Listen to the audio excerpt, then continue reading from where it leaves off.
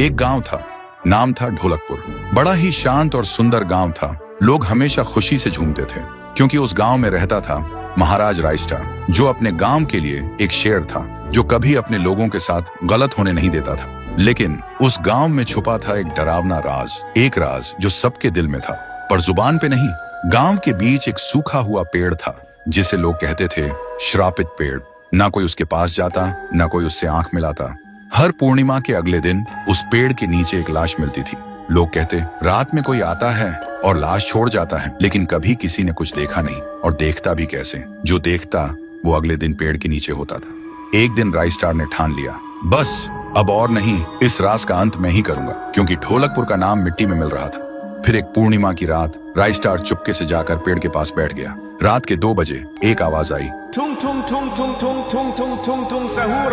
और फिर वो पेड़ भूत में बदल गया। वो भूत कुछ अजीब सा था, एक भयानक शैतानी हंसी वाला चेहरा, आंखें बड़ी बड़ी। वो पेड़ चल के एक घर के गेट को जोर जोर से खटखटाने लगता है। तभी एक आदमी डर के मारे आवाज सुन के बाहर निकलता है। वो भूत अपने लकड़ी जैसे हाथ से एक ऐसा थप्पड़ मारता कि उसकी सांस वहीं थम जाती है, और उसी जगह उस लाश को ले जाता है और वापस फिर से पेड़ बन जाता था। देखते ही रायस्टार का दिल कांप जाता है, पर वो कुछ बोलता नहीं। सुबह लोग भीड़ में जमा हुए और रायस्टार ने पहली बार उस पेड़ से बात करने की कोशिश की। पेड़ के अंदर से एक आवाज निकली, क्या तुम सब भूल गए मुझे? रायस्टार बोलता है, तू कौन है? पेड़ बोलता है, मैं हूँ ठुन ठुन ठुन साहुर। एक वक्त था जब मैं भी इस गांव का एक प्यारा सा बच्चा था, लेकिन 100 साल पहले मुझे इसी पेड़ से रस्सी बांधकर उल्टा लटका दिया गया, गांव वालों की आंखों के सामने, और मेरी मौत को तमाशा बना दिया गया, सिर्फ इसलिए क्योंकि मैंने एक राज देख लिया था जो लोग छुपाना चाहते थे। और उसी पल से मेरी रूह इस पेड़ से जुड़ गई।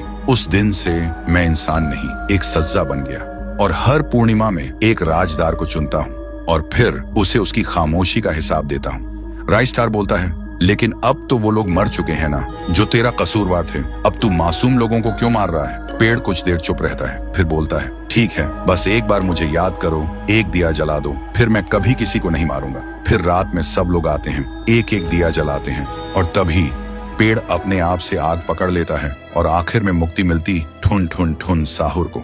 उस दिन के बाद गांव में कभी कोई लाश नहीं मिली। हर पूर्णिमा में लोग एक दिया जलाकर उसकी यादों को जिंदा रखते हैं, क्योंकि अगर भूल गए तो सपने में एक आवाज सुनाई देती थी, ठुंग ठुंग ठुंग ठुंग ठुंग ठुंग ठुंग ठुंग ठुंग सहूर। एक गांव था, नाम था ढोलकपुर। बड़ा ही शांत और सुंदर गांव था। लोग हमेशा खुशी से झूमते थे क्योंकि उस गांव में रहता था महाराज रायस्टार, जो अपने गांव के लिए एक शेर था, जो कभी अपने लोगों के साथ गलत होने नहीं देता था। लेकिन उस गांव में छुपा था एक